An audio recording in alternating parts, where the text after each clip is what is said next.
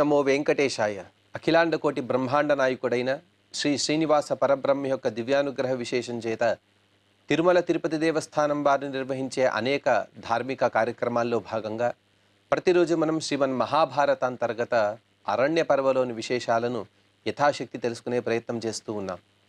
ఈనాటి ప్రవచన కార్యక్రమాన్ని మంగళ పద్య పఠన పురస్సరంగా ప్రారంభించుకుందాం. నారాయణం నమస్కృత్య నరం చైవ నరోత్తమం దేవీం సరస్వతీం వ్యాసం తతో జయముదీరయేత్. మహత్వాత్ భారవత్వాచ్చ మహాభారతముచ్యతే నిరుక్తమస్య యో వేద సర్వపాపైః ప్రముచ్యతే. శ్రీ గురుభ్యో నమః. హరి ఓం.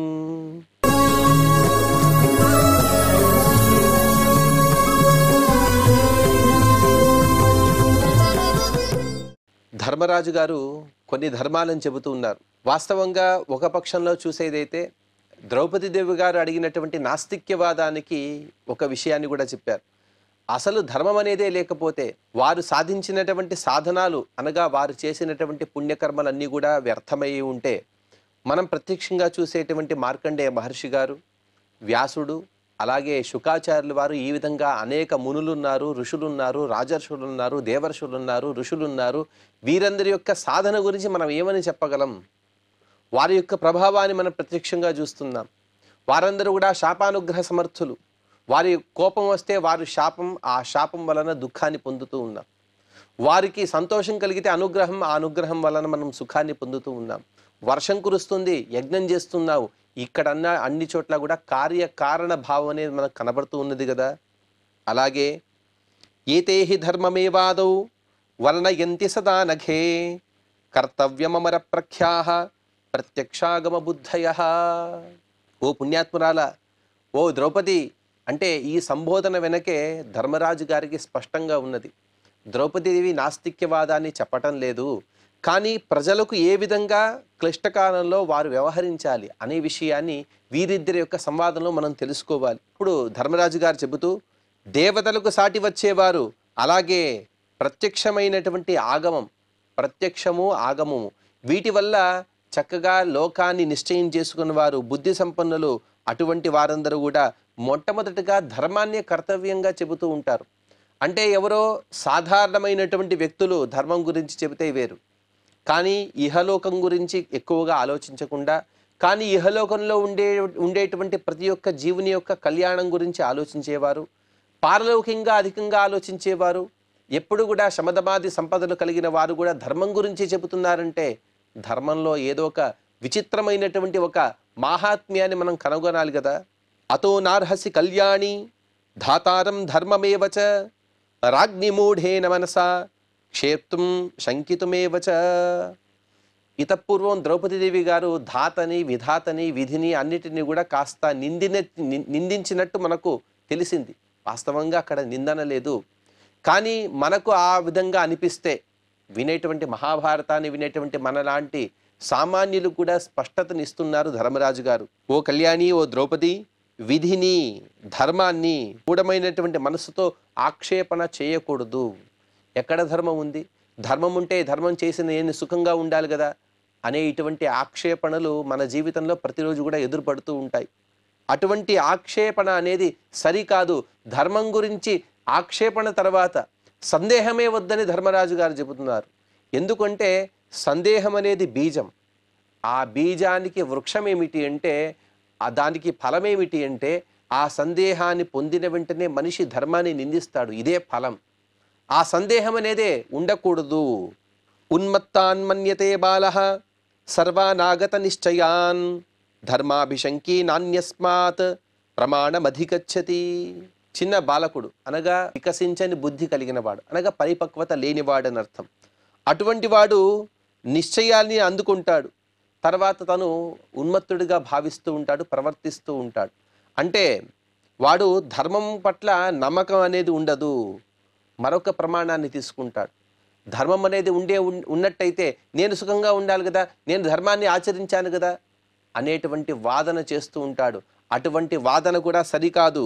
ఆత్మ ప్రమాణమున్నద్ధః శ్రేయసో హ్యవమన్యకః ఇంద్రియ ప్రీతి సంబద్ధం యదిదం లోకసాక్షికం ఏతావన్ మన్యతే బాలో మోహమన్యత్ర గచ్చతి. కొందరుంటారు తమ బుద్ధియే ప్రమాణం అని అనుకుంటారు. లేదండి ఈ గ్రంథాలు చెప్పారంటే అదంతా నేను ఒప్పుకోనండి, నా మనస్సుకు తోచింది నేను చేస్తాను, నా మనస్సు చెప్పింది మాత్రమే ప్రమాణమని అనేవారు ఉంటారు. అటువంటి వారు అలాగే పొగరుగా మాట్లాడుతూ ఉంటారు. పెద్దవాళ్ళు చిన్నవాళ్ళు చూడరు, ధర్మాధర్మాలను ఆచరించకుండా, కరుణ దయ అనేది లేకుండా మాట్లాడేవారు, ధర్మం పైన చిన్న చూపు కలిగిన వారు ఎందరో ఉంటారు. వారందరూ కూడా ఇంకొకరు పంచలు కడితే, లేకపోతే శిఖధారణ చేస్తే, లేకపోతే ఊర్ధ్వపుండ్రం కానీ భస్మాన్ని కానీ ధరిస్తే వారిని ఎగతాళి చేసేవారు. ఇటువంటి పొగరెక్కిన వారు, ఇటువంటి వారి అందరూ కూడా బాలకులు, క్షుద్రులని వ్యవహరిస్తుంటారు శాస్త్రంలో. ఇటువంటి వారందరూ కూడా ఇంద్రియాల యొక్క ప్రీతికి కట్టుబడతారు. వారి ఇంద్రియాలు ఏవి చెప్తే అవి వింటారు. అంతేగాని ధర్మాలలో లేకపోతే పెద్దలు చెప్పినటువంటి మాటలు వారి చెవికి ఎక్కదు. అయ్యా ఏకాదశి ఉపవాసం చేయండి అంటే ఎందుకు కడుపు మార్చుకోవాలి అని అంటాడు. మేము పుట్టిందే భోగం కోసం, అటువంటి భోగాన్ని ఎందుకయ్యా వదలాలి అంటారు. ఇటువంటి వారందరూ కూడా లోకమే సాక్షి అని అనుకుంటారు. ఈ లోకం తప్ప పరలోకం లేదనుకుంటారు. ఈ శరీరం తప్ప మరొక జీవుడు లేదనుకుంటారు. భస్మీభూతస్య దేహస్య పునరుత్థాపనం కృతః అనేటువంటి చార్వాక శాస్త్రం అవలంబించి వారు వాదన చేస్తూ ఉంటారు. అదంతా కూడా ఇదే సర్వము, ఇహలోకమే సర్వస్వం అని భావిస్తూ ఉంటారు. వారి ఇంద్రియాలకు, వారి మనస్సుకు, వారి భావనలకు పారలౌకికము లేకపోతే ధర్మాధర్మాలనేవి స్ఫురించవు. వారు అటువంటి మోహాన్ని పొంది ఉంటారు కాబట్టి వారు వేదాంత జ్ఞానాలని పొందలేరు. ప్రాయశ్చిత్తం నతస్యాసి యో ధర్మమభిశంకతే ధ్యాయన్ సకృపణ పాపో నలోకాన్ ప్రతిపద్యతే. ధర్మం పైన ఎవరికైతే విశ్వాసం ఉండదో, ఆ ధర్మం పైన విశ్వాసం లేని తనమే మహాపాపం. దానికి ఎటువంటి ప్రాయశ్చిత్తం లేదని ధర్మరాజు గారు చెబుతున్నారు. దానికి ప్రాయశ్చిత్తమే లేదు. అటువంటి పాపాత్మను చూసి మనం బాధపడాలి, మనం జాలిపడాలి. అటువంటి ధర్మాన్ని వాడేమనుకుంటాడంటే ధర్మముచే పొందదగిన లోకాన్నే వారు పొందరు. అంటే ధర్మం పైన వారికి విశ్వాసం లేదు, వారు ఈ ఇహలోకంలో ధర్మాన్ని ఆచరించలేదు. తర్వాత వారు మరణించిన తర్వాత ఏమవుతుందంటే అసూర్యానామతే లోకాః అంధేన తపసావృతాః తాన్స్తే ప్రేత్యాభిగచ్చంతి ఏకే చాత్మహనో జనాః అని ఈశోపనిషత్తులో చెప్పిన విధంగా ఎవరైతే ఆత్మహనః ధర్మం గురించి అబద్ధంగా అసంబద్ధంగా మాట్లాడతారో వారందరూ కూడా అసూర్య అనే లోకాలను పొందుతారు. సూర్యం అంటే సుఖభూ ఇష్టమైనటువంటి లోకం, అసూర్యం అంటే కించిత్తు కూడా సుఖం లేని లోకాలు. అటువంటి తామస్రము, మహాతామిశ్రము, అంధతామిశ్రము ఇత్యాది ఏవైతే నిత్య నరకాలు ఉంటాయో అటువంటి నరకాలను పొందవలసి వస్తుంది. అందుకోసం ధర్మం గురించి అబద్ధంగా మాట్లాడడం కాదు, ధర్మం గురించి సందేహం కూడా వద్దు. ప్రమాణాద్ధి నివృత్తో హి వేద శాస్త్రార్థ నిందకః కామలోభాతి గోమూఢో నరకం ప్రతిపద్యతే. వేద ప్రామాణ్యం అనేది చాలా ముఖ్యమైనది. అనగా వేదం ప్రమాణం. వేదం ఏదైనా చెప్పని ఆ వేదం గురించి సరి అయిన అర్థం నాకు లేదని అనుకోవాలి, కానీ వేదం అబద్ధం చెప్పింది అని ఎప్పటికి కూడా అనుకోకూడదు. కానీ కొందరుంటారు వేద ప్రామాణ్యం నుండి విముఖులైన వారు, శాస్త్రముల యొక్క అర్థాలను నిందించేవారు, కామలో వీరందరూ కూడా కామలోభాలు యొక్క చిటారు కొమ్మను ఉన్నవారుగా భావించాలి. ఎవడైనా సరే చివరికి వృక్షం యొక్క చివరికి వెళ్ళకూడదు. ఆ వృక్షం యొక్క చివరి భాగమంతా కూడా చాలా సున్నితంగా ఉంటుంది. అక్కడ నిలబడ్డవాడు ఏది విధంగా అయితే కింద పడిపోతాడో, ఈ వేదాలు నిందించేవాడు, అలాగే శాస్త్రాలని కూడా అబద్ధాలను చెప్పేవాడు కూడా ఆ విధంగా వృక్షం యొక్క చివరి భాగంలో ఉన్నవాడి లెక్కనే. వాడు కూడా ఎప్పుడు పడిపోతాడో తెలీదు. వాడు పడేది మహా నరకంలో పడతాడు. కాబట్టి వేదాలను శాస్త్రాలను నిందించడం తగదు. యస్తు నిత్యం కృతమతి ధర్మమేవాభిపద్యతే అశంకమానః కళ్యాణి సౌముత్రానంత్యమష్టుతే. కానీ ద్రౌపది చెబుతున్నారు విను, ఎవడైతే ప్రతిరోజు కూడా ధర్మాన్ని ఆచరిస్తూ ఉంటాడో, ధర్మమే తన జీవిత పరమార్థంగా భావిస్తూ ఉంటాడు, అటువంటి వాడు అశంకమానః, ధర్మం పైన ఎటువంటి సందేహం లేదు. ఈరోజు ధర్మాన్ని ఆచరించాను, దాని వలన ఈరోజు సుఖం లేదు, రేపు సుఖం లేదు, కానీ తర్వాత కాలంలోనైనా దాని ద్వారా నేను సుఖాన్ని పొందుతాననే విశ్వాసం కలిగినవాడు, ధర్మో రక్షిత అని విశ్వాసం కలిగినవాడు. అలాగే ఏదో ఒక సుఖాన్ని కానీ ఎటువంటి ఫలాన్ని కూడా ఆచరించక ధర్మాన్ని ఆచరించాలి కాబట్టినే ప్రీతితో, ప్రేమతో, పరమాత్మ యొక్క అనుగ్రహంతో, పరమాత్మ యొక్క ఆజ్ఞ ద్వారా ధర్మాన్ని ఆచరించేవాడు. ఎందుకంటే శృతి స్మృతి హరేరాజ్ఞే అని చెప్పిన విధంగా శృతులలో స్మృతులలో చెప్పినదంతా కూడా పరమాత్మ యొక్క ఆజ్ఞ. ఈ పరమాత్మ యొక్క ఆజ్ఞను ఎందుకు ఆచరించాలంటే శ్రీ విష్ణు ప్రేరణగా శ్రీ విష్ణు ప్రీత్యర్థం అనే భావనతో ఎవడైతే ఆచరిస్తాడో వాడు సహా అముత్ర అంత్యమష్టుతే, వాడు ఇహలోకంలోనూ సుఖంగా ఉంటాడు, మరణం పొందిన తర్వాత కూడా అనంతమైనటువంటి సుఖాన్ని పొందుతాడనగా మోక్షాన్ని పొందుతాడు. ఆర్షం ప్రమాణముత్క్రమ్య ధర్మన్న ప్రతిపాలయన్ సర్వశాస్త్రాతిగో మూఢ శం జన్మసున విందతి. పై శ్లోకంలో ఎవడైతే ధర్మావలంబియో వాడిని స్తుతించారు. తర్వాత ఇప్పుడు చెబుతూ ఋషులు వేదాలు వీటి ద్వారా నిరూపించినటువంటి ప్రమాణం అనగా వీటిలో చెప్పినంతా కూడా సత్యము అని వాటిలో చెప్పిన వాటిని పాటించనివాడు, ధర్మాన్ని శ్రద్ధతో ఆచరించనివాడు, సర్వశాస్త్ర విధులను అన్నిటి కూడా తోసిపుచ్చి తనకు మనసుకు వచ్చిన విధంగా తను కర్మలను చేసేవాడు, ఇటువంటి వాడు ఎన్ని జన్మలెత్తినా కూడా వాడు శుభఫలాన్ని పొందలేడు. యస్యనార్షం ప్రమాణం స్యాత్ శిష్టాచారశ్చ భావిని నవైతస్య పరోలోకో నాయమస్తీతి నిశ్చయః. ఋషుల యొక్క ధర్మాలు వీటినన్నిటిని కూడా ప్రమాణంగా భావించనివాడు, శిష్టుల ఆచారాన్ని తను పరిగణించినవాడు, ఇటువంటి వారందరూ కూడా వారికి పరలోకం అనేదే లేదు. అంటే పరలోకంలో వారికి సుఖం లేదని అర్థం. ఎవరైతే నిత్య సంసారిగా ఉంటాడో వాడు భూలోకము స్వర్గము నరకము ఈ విధంగా కొట్టుమిట్టాడుతూనే ఉంటాడు. ఇంకా వారికన్నా ఎక్కువ పాపం చేసినవాడు, ఒక అర్థంలో నిత్య సంసారియే అధికమైనటువంటి పాపం చేసినవాడు, ఇంకొక అర్థంలో ఎప్పుడు కూడా బ్రహ్మద్వేషం చేసేవాడు, ఎప్పుడు కూడా తుచ్చమైనటువంటి పదార్థాన్ని పరమార్థంగా భావించేవాడు, వాడు మాత్రం నిత్య నరకంలో పడి ఉంటాడు. వాడికి పరలోకం లేదనే అర్థం ఏమిటంటే పరలోకంలో వాడికి సుఖం లేదు. ఇదంతా కూడా నిశ్చయము. శిష్టైరాచరితం ధర్మం కృష్ణే మాస్మాభిశంకితాః పురాణమృషిభిః ప్రోక్తం సర్వజ్ఞై సర్వదర్శిభిః. చాలా గొప్ప మాటని చెబుతున్నారు ధర్మరాజు గారు. అసలు ధర్మం అంటే ఏమిటి? దేని వల్ల అయితే సమస్త జగత్తు కూడా ధరించబడుతుందో దాని ధర్మంగా మనం ఇంతవరకు కూడా చాలాసార్లు చెప్పుకున్నాం. కానీ ధర్మరాజు గారు ఇంకొక చక్కటి నిర్వచనాన్ని చెబుతున్నారు. శిష్టైః ఆచరితం ధర్మం. ధర్మం అంటే వేరే ఏది కాదు. కశ్యప వశిష్ఠాది మునులు, మహామహారాజులు, రాజఋషులు, ఋషులు వీరందరూ కూడా దేన్నైతే ఆచరించారో అదే ధర్మం. అది తప్ప వేరేది ధర్మం కాదు. అంటే వారందరూ కూడా ఒక్క క్షణం కూడా వ్యర్థం చేయకుండా, ప్రతి ఒక్క క్షణం కూడా పరమాత్మ యొక్క చింతనలో ఉంటూ, ప్రతి ఒక్క క్షణం కూడా లోకోపకారాన్ని చేస్తూ, అటువంటి వారు ఎవరైతే శిష్టాచారులు ఉన్నారో అటువంటి శిష్టులు చేసినదంతా కూడా ధర్మమే. మాస్మాభిశంకితాః. వారి యొక్క ప్రవృత్తుల యందు, వారి యొక్క దినచర్యందు ఎటువంటి శంక సందేహం అనేది వద్దు. ఎందుకంటే వారందరూ కూడా ఎన్నో పురాణాలను చెప్పారు, ఎన్నో ధర్మశాస్త్రాలను చెప్పారు, లోకానికి ఉపకారం చేసేటువంటి ఎన్నో పనులు చెప్పారు. అకస్మాత్తుగా వారు చెప్పినవన్నీ కూడా అసత్యమై ఉంటే, ఉదాహరణకి కొందరు ఋషులు స్మృతుల్లో చెప్పారు, తటాకాలను తవ్వించండి, బావులను తవ్వించండి, చక్కటి దారిని ఏర్పరచండి, దారిలో వెళ్ళే వారికి అన్నదానం చేయండి అని చెప్పారు. వారందరూ కూడా శిష్టులు కాకపోతే, వారు చెప్పినది శిష్టాచారం కాకపోతే బావులు ఎక్కడివి, ప్రజలకు నీటి వసతి ఎక్కడిది, దారిలో వెళ్ళే వారికి అన్నాహారాలు ఎక్కడివి? కాబట్టి వారందరూ కూడా శిష్టులు ఆచరించినదంతా కూడా ధర్మమే. ధర్మ ఏవ ప్లవో నాన్యః స్వర్గం ద్రౌపది గచ్చతాం సైవనౌ సాగరస్యేవ వణిజః పారమిచ్చతః. ద్రౌపది, మనమందరం కూడా సంసారం అనే సాగరంలో ఉన్నాం. ఎటువైపు నుండి ఏ ప్రాణి వస్తుందో, ఎటువైపు మనల్ని కబళిస్తుందో తెలియదు. కానీ మనం ఇక్కడ జాగ్రత్తగా ఉండాలంటే ఒక నౌకను ఏర్పాటు చేసుకోవాలి, ఒక నావ కావాలి. ఈ సంసారం అనే సాగరాన్ని దాటడానికి ఒక నావ కావాలి. ఆ నావ ఏమిటో తెలుసా? ధర్మ ఏవ ప్లవః నాన్యః. ఇక్కడ నావ అనేది ధర్మమే. ధర్మం తప్ప వేరే ఏది కూడా మనల్ని దాటించలేదు. ఎవరైతే తీరాన్ని, సంసారం అనే సాగరం నుండి దాటి అటువైపు తీరాన్ని ఎవరైతే చేరగోరుతాడో వాడికి ఈ ధర్మం అనేది తప్ప మరొక మార్గం లేదు.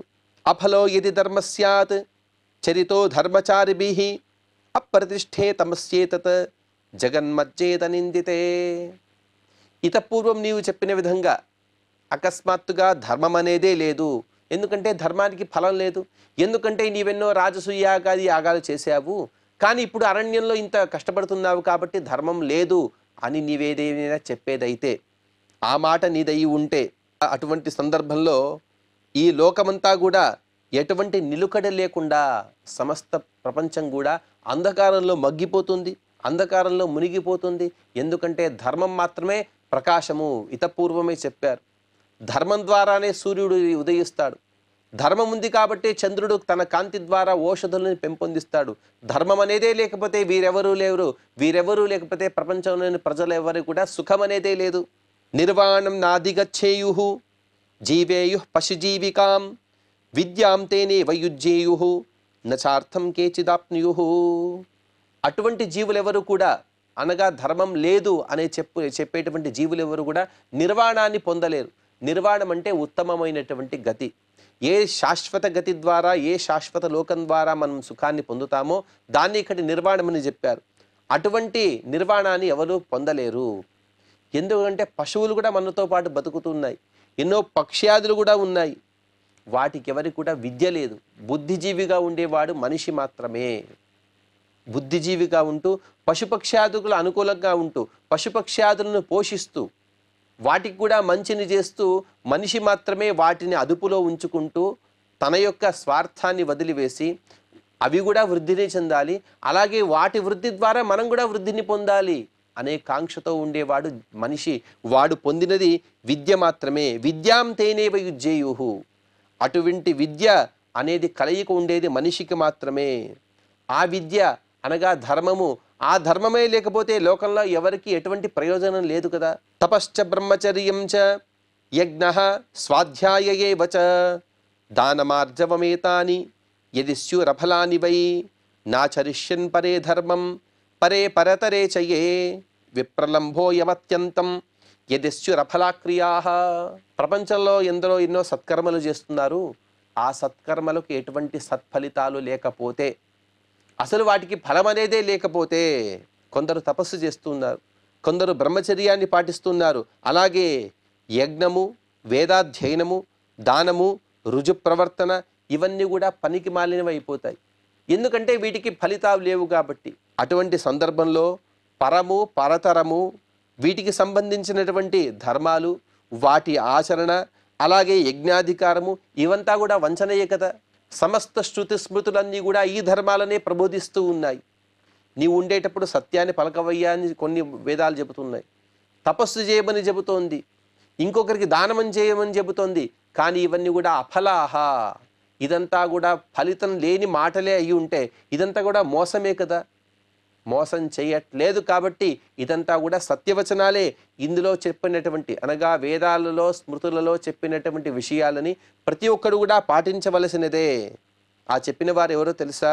ఋషయశ్చైవ దేవాశ్చ గంధర్వాసుర రాక్షసాః ఈశ్వరాః కస్య హేతోశ్చ చరేయుర్ధర్మమాదృతాః. ఈ శృతి స్మృతుల్లో చెప్పినటువంటి విషయాలను ఆచరించేవారు ఎవరెవరో తెలుసా? ఋషులు, దేవతలు, గంధర్వులు, అసురులు, రాక్షసులు, అలాగే ఈశ్వరులు. ఈశ్వరులు అంటే పాలక ధర్మాన్ని పాటించేవారు. ఇంద్రాది దేవతలు, అలాగే మన శరీరంలో ఉంటూ మనను నియంత్రించేటువంటి తత్వాభిమాని దేవతలు.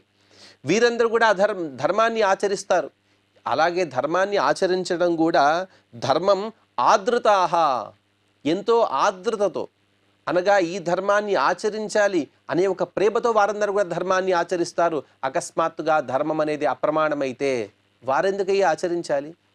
వారు ఆచరించారు కాబట్టి, వారందరూ కూడా శిష్టులు కాబట్టి, వారందరూ కూడా సజ్జనులు కాబట్టి వారు ఆచరించినదే ధర్మము.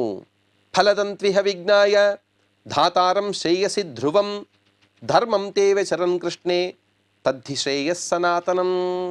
అలాగే ఈ ధర్మాన్ని ఆచరిస్తాం. ఈ ధర్మాన్ని ఆచరించడం వలన ఏదో ఒక సాధారణ ఫలితం వస్తుంది. ఆ సాధారణ ఫలితం కోసం ధర్మాన్ని ఆచరించే అవసరమే లేదు. ఎందుకు అంటే ధర్మం అనేది ఒక కూర్పు. అదంతా కూడా పరమాత్మ యొక్క సంకల్పం ద్వారా సర్వమానవాళి యొక్క శ్రేయస్సు కోసం నిర్మించినటువంటి ఒక విచిత్రమైనటువంటి ఒక పదార్థం. ఆ ధర్మం అనేది, ఆ ధర్మం ద్వారా గొప్ప శ్రేయస్సును పొందుతారు. ఆ శ్రేయస్సుని పొందేదే దాన్నే ధర్మము లేకపోతే పుణ్యం అంటారు. ఈ పుణ్యం అనేది అసాధారణమైనటువంటి ఫలము. ఇదేదో సాధారణమైనటువంటి ఫలం కాదు. అందుకోసం సనాతనమైనటువంటి ధర్మాన్ని అందరూ కూడా శ్రద్ధతో ఆచరించాలి. అందరూ కూడా అటువంటి అసాధారణమైనటువంటి ఫలాన్ని పొందాలి. సనాయమ ఫలో ధర్మో నా ధర్మో ఫలవానపి దృశ్యంతే హి విద్యానాం ఫలాని తపసాంతథా. అందుకోసం ధర్మం ఎప్పటికైనా సరే అది ఫలవంతం కానిది కాదు, అనగా ఎప్పటికైనా అది ఫలాన్ని ఇచ్చేస్తుంది. నేను ఇప్పుడు ఒక ధర్మాన్ని ఆచరించాను, ఆ ధర్మం యొక్క ఫలితాన్ని ఇప్పుడే పొందకపోవచ్చు, కానీ భావి కాలంలో కొంతకాలంలో కొన్ని జన్మలలోనైనా తర్వాత అయినా సరే ఈ ధర్మం యొక్క ఫలితాన్ని ఖచ్చితంగా నేను అనుభవిస్తాను, అనగా సుఖాన్ని అనుభవిస్తాను. అలాగే నా ధర్మో ఫలవానపి, అధర్మానికి కూడా ఫలం లేదు అని లేదు. అధర్మానికి కూడా మనం చేసేటువంటి పాపకర్మలకు కూడా మనం ఖచ్చితంగా దుఃఖాన్ని అనుభవించవలసియే ఉంటుంది. ఎందుకంటే తాపస్సులు ఋషులందరూ కూడా ఇవే విషయాలను చెప్పారు కాబట్టి ఇవన్నీ కూడా మనకు తెలియకపోవచ్చు. మనమేదో ఏకాంతంలో చేశామని మనం అనుకుంటూ ఉంటాం, కానీ తత్వాభిమాని దేవతలు మనకన్నా పెద్దవారందరూ కూడా మన యొక్క ధర్మాధర్మాలను, మనం చేసేటువంటి పాపపుణ్యాలను అన్నిటిని కూడా చూస్తూనే ఉంటారు. కాబట్టి వీటి యొక్క ఫలితాలు అవి సత్ఫలితాలైనా దుష్ఫలితాలైనా అవన్నీ కూడా నిశ్చయమే. త్వమాత్మనో విజానీహి జన్మ కృష్ణే యథాశ్రుతం వేత్థ చాపి యథాజాతో దృష్టద్యుమ్నః ప్రతాపవాన్. ధర్మరాజు గారు ఈ విషయాన్ని చాలా స్పష్టంగా చెబుతున్నారు. ఓ ద్రౌపది, ధర్మం లేదని నీవు అంటున్నావు.